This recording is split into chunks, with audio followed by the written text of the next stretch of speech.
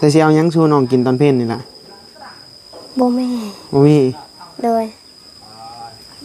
น้องเจ้าบ่แม่นหิวข้าวแล้วไว้จักปานนี่น้องเจ้าซุ่มผู้น้อยนะผู้น้อยน่ะอยู่จักคนอยู่นำเจ้านี่เลย2 คนพาแพทย์จะผู้นึงก็เอาน้องผู้นึงเอาน้องโดยอันนี้เพิ่นอยู่กับแม่เพิ่น5 เดือนเนาะอีหลาเนาะมาอยู่นี่เนาะโดย5 เดือนเพิ่นย้ายมาอยู่เฮือนหลังนี้เฮือนหลังนี้เป็นเฮือนของไผล่ะเพิ่นอายแม่ค่อยเฮือนหลังนี้ได้โดยเพิ่นป้าเพิ่นมาอยู่พุ่นอยู่ทาง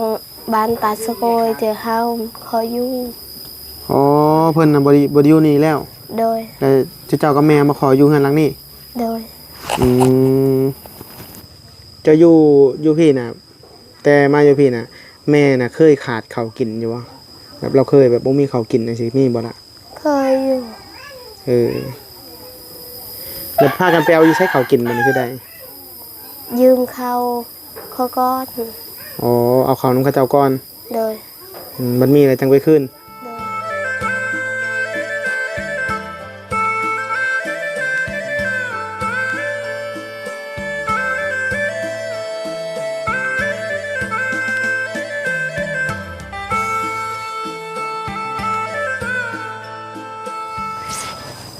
กับสบายดี FC เบิร์ดสุขคนแล้วก็พลุงแม่ป้าเบิร์ดสมองสุบอนพี่น้องเนาะ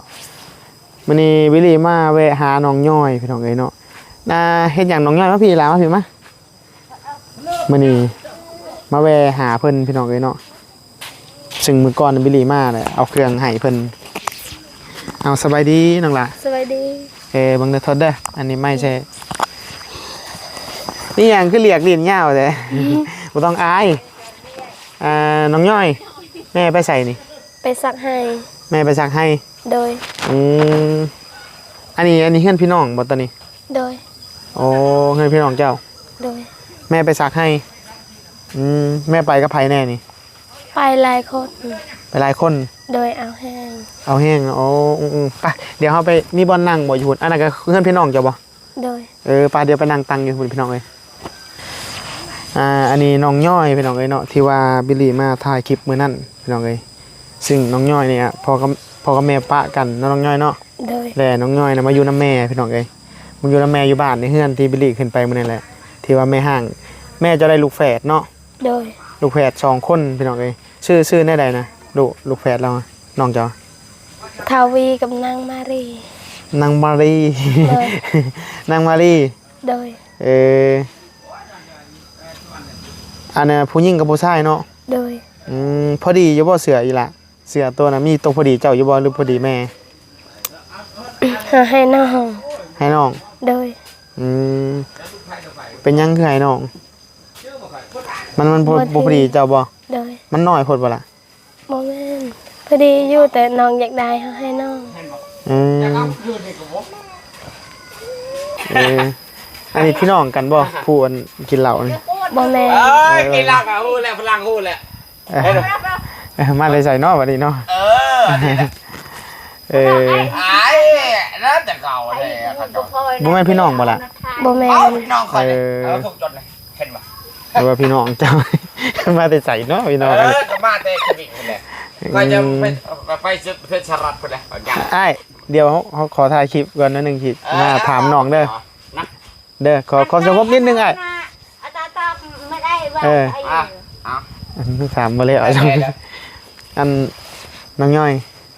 อันน่ะแม่จะออกไปให้นี่ไปให้ที่เจ้าเองบ่ล่ะโดยฮะไปให้เองบ่โดยบัดนี้หาคนไปซอยบ่โดยเอาแห้งกันเอาแห้งกันโดยที่เราบ่มีสะแอวบ่คือดึงส่งตลอดเลยไอเห็นเจ้าดึงส่งขึ้นตลอดเลยบ่มีสะแอวบ่ฮะส่งตัวนี้จะมาได้ใส่นี่ส่งเจ้าเองบ่โดยมันรวมบ่ล่ะนี่ไล่ส่งคัดๆเขินเพิ่นยังบ่มีสะแอวพี่น้องเอ้ยเนาะสะแอวนี่ตัวธรรมดาตัวเด็กน้อยนี่ก็ถือกันเนาะเด้อเนาะสำหรับเนาะสะแอวผู้หญิงเนาะตัวมันเป็นเสือกบ่ของผู้หญิงนี่วะโอเคครับได้จักโตเมื่อวานนี่น้องเครื่องได้หลายโตอยู่บ่ได้2-3โตอยู่ ของพอดีเจ้าได้เฉพาะเจ้าเองนะเจ้าบ่ได้เลยบ่ มูสุกุนนะ เคยได้ส่งตัวหนึง ในซองตัวหนึง เสื้อตัวหนึง เสียตัวหนึง โดย อืม เบิ่งกัน ก็ว่าพอดีอยู่บ่งามอยู่บ่เสือเมื่อวานนี้ งามอยู่ งามอยู่น้องย่อยเพิ่นพี่น้องเอ้ยเนาะเป็นตะกี้เจะอยู่บ้านใดก่อนน้องย่อยบ้านพ่อ บันกกซา อ๋อแล้วพ่อกับแม่เลิกกันแล้วก็เลยมาอยู่นํแม่ โดย แบบไอ้น้องเจ้าน่ะมาทั้งหมดเลยน่ะมาอยู่บ้านแม่ย่าเจ้านี่ฮะจักคน 5 คน6 คนทั้งห้า โอ้6คนทั้งน้องย่อยนี่แหละ โดย อืมตอนน้องย่อยอยู่บ้านพ่อน่ะน้องย่อยได้เข้าโรงเรียนบ่ล่ะ เข้าอยู่แต่คาเลี้ยงงัวแต่คาเลี้ยงงัว ไปเลี้ยงงัว โดย ยังไม่พีกเราไว้ไปเลี้ยงงัว โดย งัวผู้ใดเจ้าเลี้ยงแต่เก่า งัวเฮาเอง อ๋อเดี๋ยวนี้ได้สั่งงัวอยู่ใส่งัวตัวน่ะ บ่มีงัวอยู่น้ำพอง อ๋อเขาหมายว่าคือกี่หางงัวชื่อเจ้าเอง แต่ว่าพอเลิกกับแม่แหละมาอยู่พี่แล้วก็เลยอยู่น้ำพอเบิดเลย โดยแบบงัวของการ งัวโครงการให้เลี้ยง โดย อืมแต่ละมื้อคันแม่ออกเมื่อให้แล้วเนี่ยเพิ่นปะในอยู่แนวกินไว้ให้เจ้าบ่ ปะอยู่ มื้อนี้เพิ่นปะยังกินไว้ให้ บ่มีอาหาร ยังบ่มีอาหารกินบ่ โดย อืมยังบ่มีอาหารกินพี่น้องเอ้ยถือว่ามื้อนี้ก็ทาง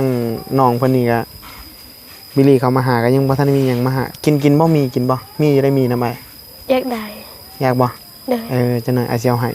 เดี๋ยวให้เราพอได้ต้มกินกันนะพี่น้องเอ้ยก็บ่หลายดอกเล็กๆน้อยๆแหละพอได้จุนเจือกันไป คือผมจันเห็นบ่นี่ก็ตาบ่ ป้าเดี๋ยวไปเฮือนจะไปยังไป อันนี้แม่ของแม่เจ้าอันบ่นี่ บ่แม่น เอ้า เอื่อย เอื้อยของแม่ คอย โอ้ไปเดี๋ยวยังไปพี่น้องเอ้ย จะหมักเจ้า โอ้แม่หมายบ่ แต่ลูกอ้วนได้ว่าน่ะก็แก้ว อันนี้เป็นเฮือนน้องเลยพี่น้องเอ้ย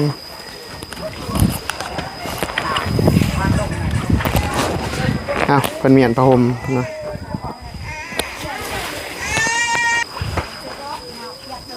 อ้าวแม่จะออกไปให้เราเอาหยังซะไปกินซะละ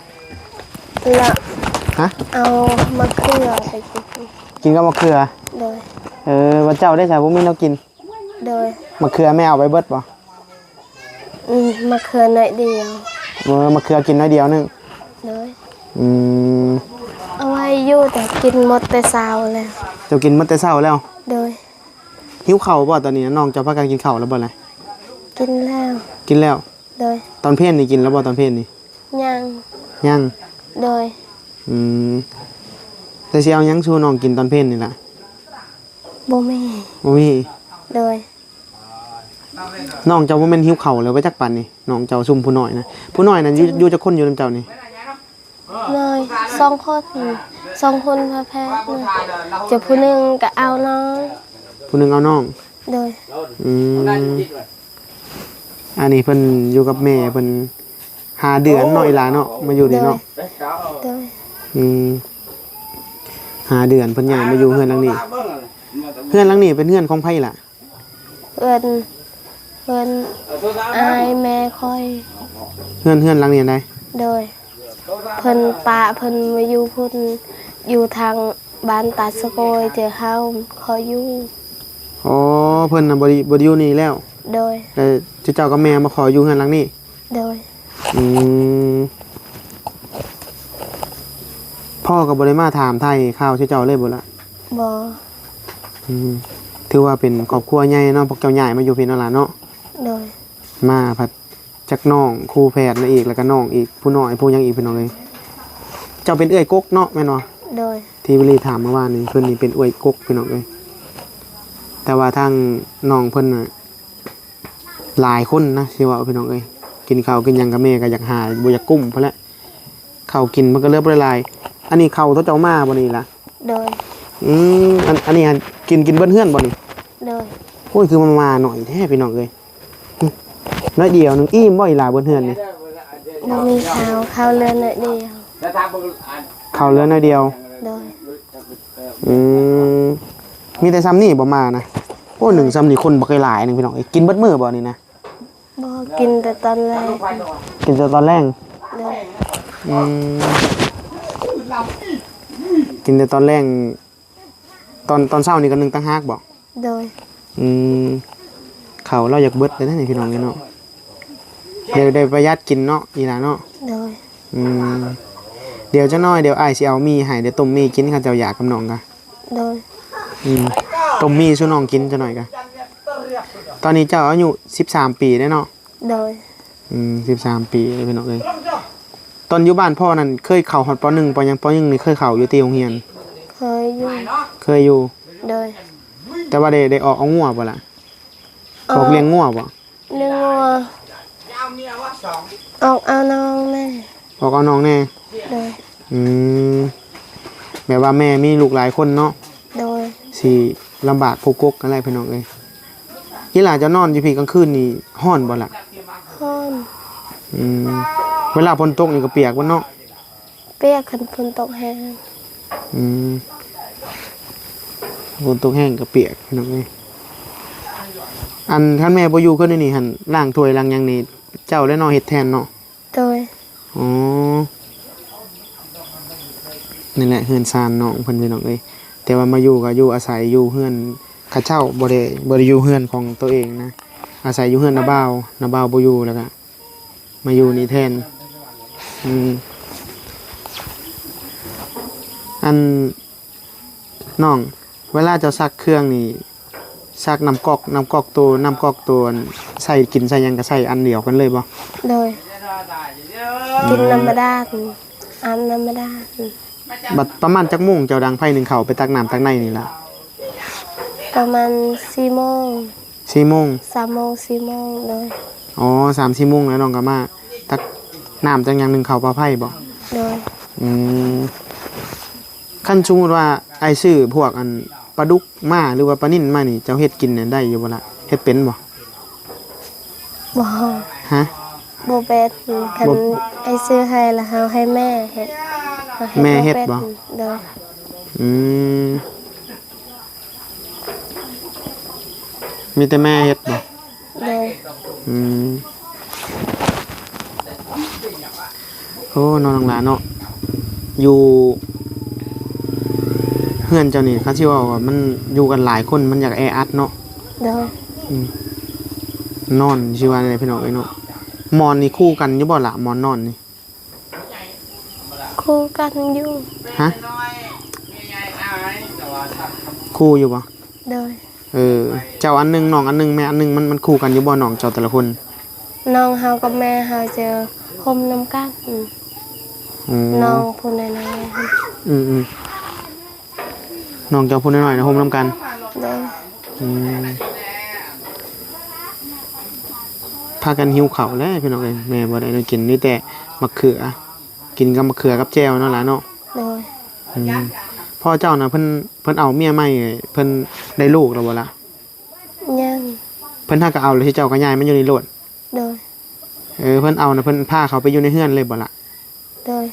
ตอนแม่เฮาเมื่อจะเขาพามาอยู่ เพิ่น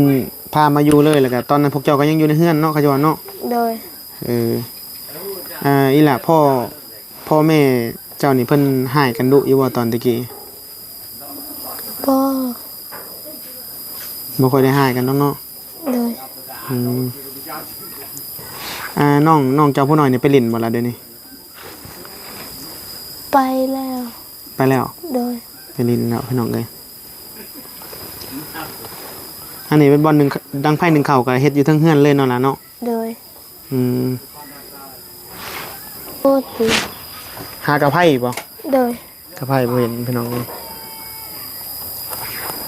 สิลีลงมาเอามีให้น้องพี่น้องเอ้ยเนาะเอามีไว้ให้น้องต้มกินก่อนอึ๊บเห็นแล้วบ่กระไพ่ล่ะ งาน บ่เห็น โดย ไปยืมน้ำผู้ได้บ่นี่ไปยืมน้ำไผล่ะอยู่เฮือนนี่บ่ โดย ไปยืมไปเดี๋ยวน้องไปยืมกระไพ่กันพี่น้องไปยืมกระไพ่เฮือนหลังนี้ให้พี่น้อง เอาก้มไอ้ดึงกุดแดงนึงไอ้แดง อันนี้ และ เป็น แดง น้อง เป็นยา เพิ่น ไอ้ พี่น้อง หนึ่ง เฮือนพี่น้องเราอยู่หันเฮือนไก่กัน อันนี้ก็น้องบ่ล่ะอันนี้ โดย ป้าหลายคนเลยพี่น้องไอ้เนาะน้องเพิ่นเฮือนเพิ่นหาคันใด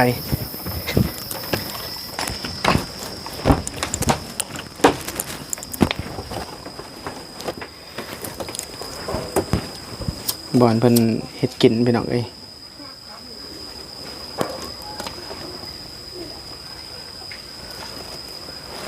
ตั้งแต่มาอยู่บ้านนี่เจ้าก็ได้ไปขุดกระปูขุดกบขุดเขียดอยู่บ่น้องย่อย บ่ บ่ได้ไป เดินไปอยู่ไปกลางคืน อืมมีแต่ว่าอยู่เอาน้องเนาะเจ้าเนาะ โดย ไปไกลก็บ่ได้ โดย ค่ำแล้วมันเนาะแม่จะมาเนาะน้องย่อยเนาะ ประมาณ4 โมง 5 โมง 4 โมง 5 โมง โดยละยางไกล โอ้เพิ่นย่างไป โดย อืมอีหยังในกระสอบนี่เข้าบ่หรือหยังนี่ บ่มี บ่มีอันนี้หวดหนึงเข้าบ่ล่ะนี่ โดย หมอแหกแต่กระโปะบ่เท่านี้แหล้วพี่น้องเอ้ยในเฮือน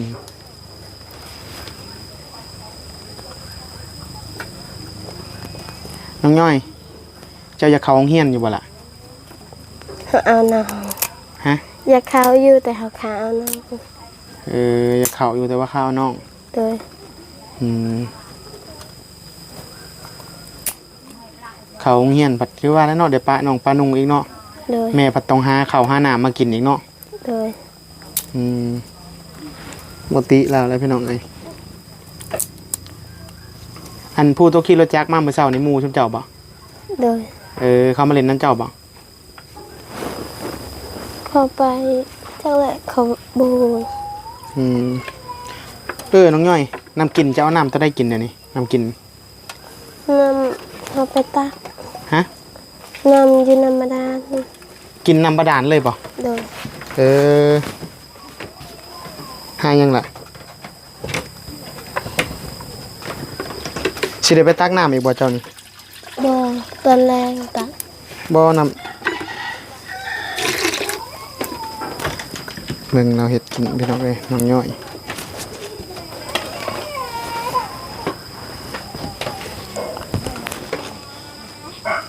เอาเป็นหยังคือต้องห้องน้องย่อยบ่ล่ะเป็นหยังคือต้องห้องมันรวมโพดบ่ โดย จักสิต้มมีจักห่อซื้อน้องกินนี่น้องย่อย 2 ห้อง 2ห่อ โดย 2ห่อนี่สิกินจักคนนี่แหละ 2 คน 3 คน 2คน3คน โดย โรงเรียนนี่ตอนน้อยๆได้เข้าน้อยเดียวแต่ว่าก็ได้ออกคือเก่าเนาะ โดย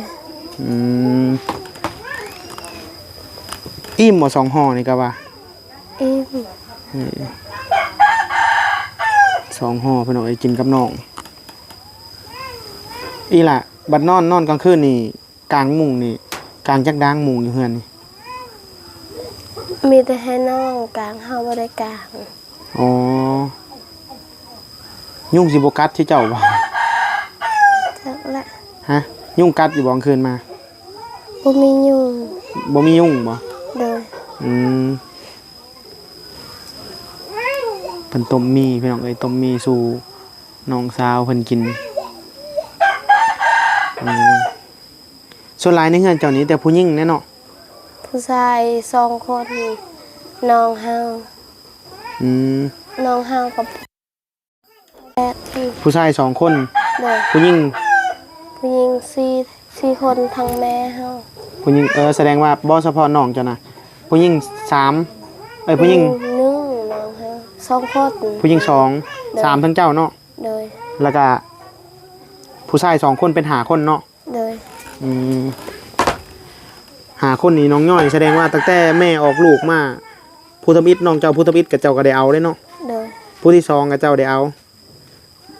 ผู้ที่น้องเฮาเจอตอนนั้นตอนเฮายังน้อยเจอนาซาวฮะบ่อีหล่ะเจ้าอยู่พี่น่ะแต่มาอยู่พี่น่ะ แม่น่ะเคยขาดข้าวกินอยู่บ่แบบเราเคยแบบบ่มีข้าวกินจังซี่มีบ่ล่ะ เคยอยู่ เออ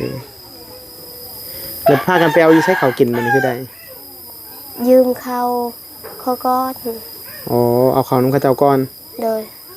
มันมีอะไรจังไปขึ้น โดย อืมบัดกินข้าวแต่ละมื้อได้ซะล่ะบัดน้องย่อยกินข้าวอยู่นี่ฮะ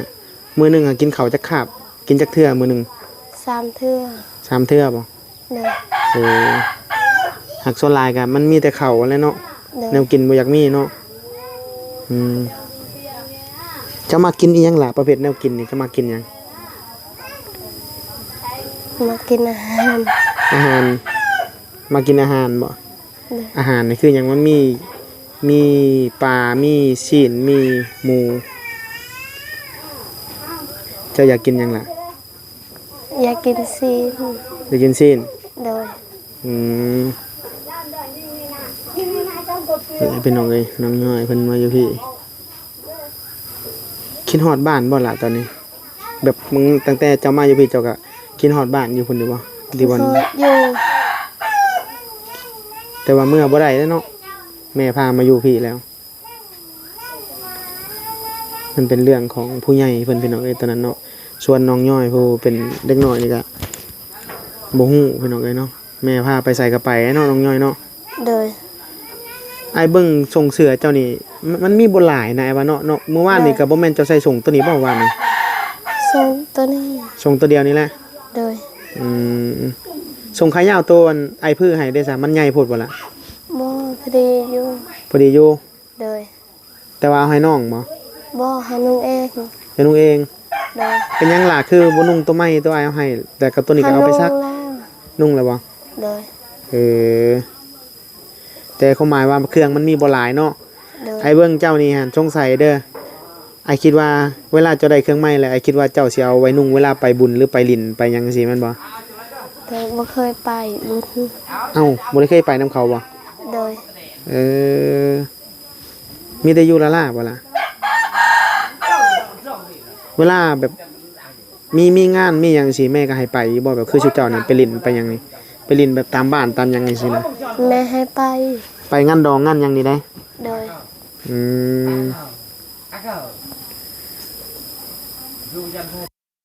จะน้อยก็จะต้มมีชุกแล้วก็เอิ้นน้องขึ้นมากินได้หลายเด้อ โดย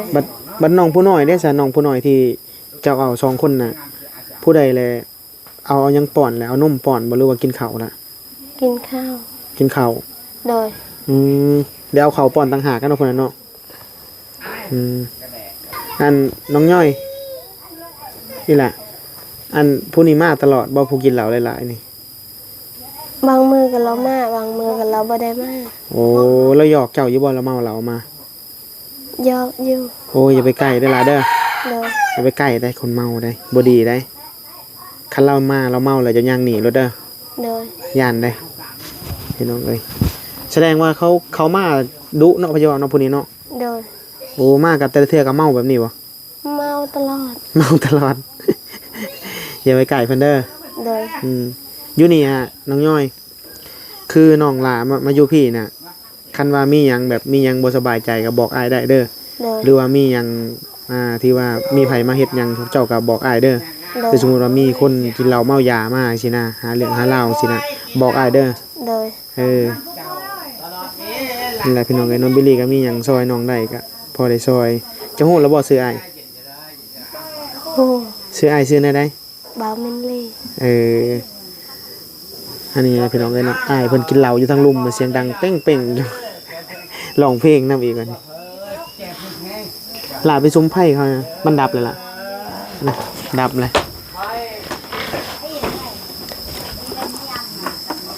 อืม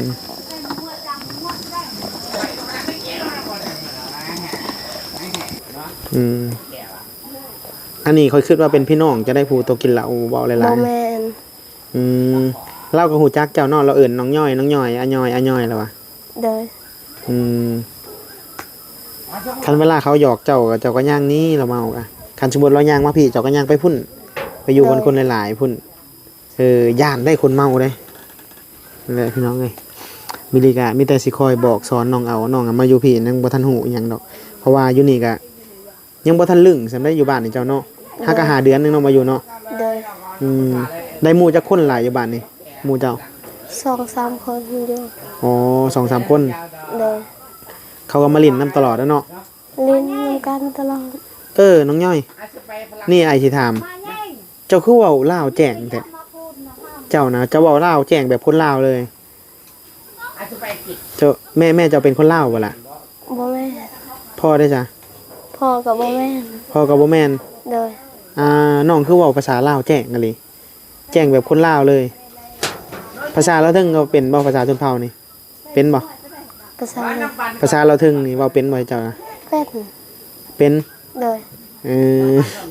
ไอเห็นเจ้าเว้าภาษาลาวคือว่าแจ้งกันเลยหรอนะไอคือว่าเจ้าเป็นคนลาวคือว่าแม่เป็นคนลาว บ่แม่น เออบ่น้องย่อย เวลาแม่ไปรับจ้างสินะแต่เทื่อนะแม่เคยปะเงินไว้ให้อยู่บ่ เคยอยู่ เออเอาไว้ให้ซื้ออันอยู่อันกินนั่นนะนี่เนาะ โดยมื้อละ5,000 มื้อละ5,000 โดย อืม5,000เลยเจ้าไปซื้อหยังชูน้องกิน ซื้อปิ้งไก่ ปิ้งไก่ปิ้งนึ่งบ่ โดย เออปิ้งไก่ปิ้งนึ่งกินน้ำกันเบิดทุกคนแล้วเนาะน้องเนาะ โดย อืมได้อีหลามันหอนเลยเจ้าเอามีลงเลยหมอนะเอามีลงไหมหอนเลย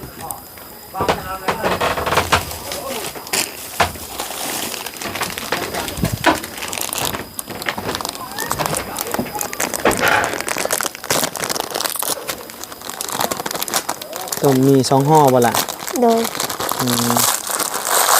ต้มมี2ห่อเพิ่นก็สู่น้องกิน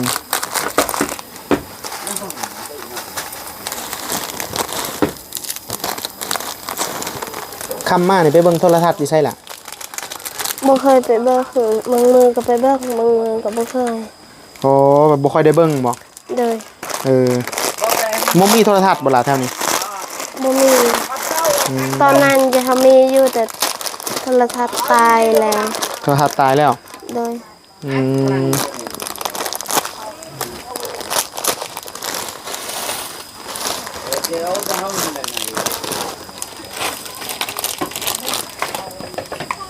จะหน่อยคันชุกแล้วเอิ้นน้องมากินเด้อ โดย ไอ้มาเมื่อวานมันชื่อนิย่านบ่บ่น้องย่อย ยันอยู่ บ่เคยเห็นบ่ โดย บัดนี้มีคนเว้าชูพังอยู่บ่บ่ล่ะ บ่ ไอ้บ้านนี่ไอ้เคยมาตลอดได้บ้านนี้ตะกี้อยู่เฮือนทางข้างเฮือนพี่น้องเจ้านี่ไอ้ก็เคยมาตะกี้อยู่ทางนี้ เคยมาตอนนี้เฮือนตอนน่ะตอนเราตายตะกี้นะไอ้เอา กับเพื่อนพี่น้องเฮาเพื่อนป้าเฮาคือกัน ไอ้เอาน้ำกินมาซอยเขาเจ้าตะกี้ตอนอันนั้นผู้นั้นเทียนะ โดย อยู่บ้านนี่เจ้าก็ได้ไปหาหน่อไม้อยู่บ่ล่ะ ไปหาอยู่แต่ขาเอาน้อง ข้าวน้อง เลย ก็ไปเฉพาะเวลาแม่อยู่เนาะ โดย เมื่อวานไอ้เห็นแม่เจ้าว่าแม่เจ้าไปหาพื้นบ่ โดย ไปหาอยู่ไสล่ะพื้น ไปหาพื้นยางพารา เจ้าไปรอเก็บพื้นบ่ โดย อืม บ่ลมเช้าได้สอนหน่อยจะมักข่อยบ่เช้าจะมักข่อยมักข่อยแห้งข่อยบ่ได้ เมาแห้งนี่พุ่นเนาะ โดย โอ้ไอ้นี่บ่มักเลยคนเมาเนี่ย เมาหลายเว้าบ่ฮู้เรื่องสุกแล้วมันฮ้อนได้ล่ะบ่ฮ้อนบ่ต้องย่อย บ่ โอ้อันตรายเลยมันดาดมือได้ล่ะ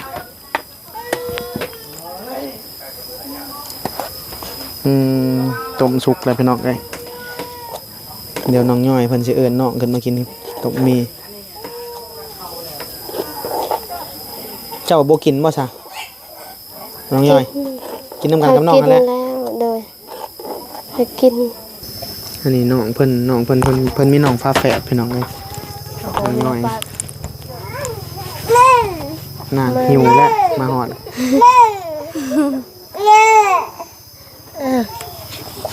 อีจานะ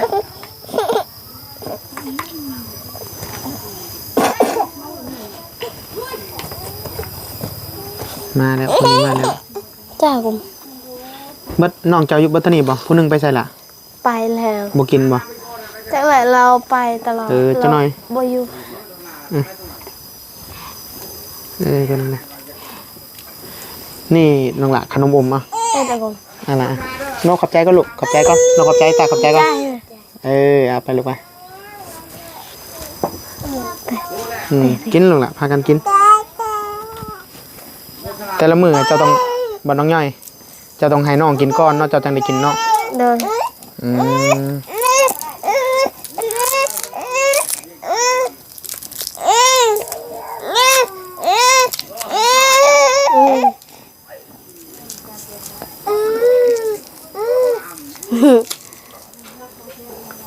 เอาเจ้าบ่กินบ่ล่ะ บ่ ป้อนน้อง2ห่อพี่น้องเอ้ยไอ้นางน้อยนี่ชื่อจังไดนางย่อยนี่ผู้นี้ นางเวิร์ด หึ เวิร์ด น้องเวิร์น เดิน ชื่อน้องเวิร์นผู้นี้จักปีแล้วน้องย่อย ได้เลย7 ปี8 ปี 7 ปี 8 ปี เดิน อืมผู้หนึงครับไปเล่นเนาะบ่ได้อยู่กินน้ำเนาะ เดิน อืมเพิ่นเฮ็ดให้น้องกิน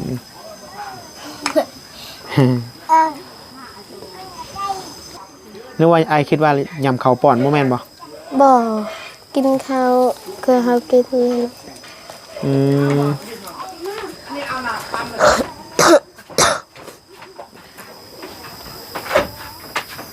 น้องย่อยข้าวนี่ฮะข้าวสิเจ้าไปอันนี้บ่ไปซื้อเอาบ่รู้ว่าข้าวอันนี้ข้าวตัวที่เจ้ามานี่ ข้าวเฮามานี่ เอามาได้ใส่ข้าวอันนี้เขาให้บ่เขาให้ตัวเองบ่ ข้าวเฮาข้าวนาบางค่ะ อ๋อข้าวหน้าบ่าว เดิน อืมข้าวหน้าบ่าวเพิ่นพี่น้องเอ้ยน้องย่อยเดี๋ยวคัสเดียวอ้ายสิกลับก่อนเนาะเดี๋ยวบัดแลอ้ายมาใหม่เด้อ เดิน จะน้อยเดี๋ยวอ้ายสิเข้ามาหาใหม่โดย เดิน เดี๋ยวคัสเดียวคันได้เข้ามาเดี๋ยวสิซื้อแนวกินมาฝาก เดิน เดี๋ยวสิหาเบิ่งแนวกินหยังแซ่บๆมาฝากเด้อน้องหลานสบายดีเด้อลูกสบายดี อ้าว ทีหลังน้องย่อยเจ้าสบายดีนี่ล่ะ สบายดีเด้อขอบใจเด้อ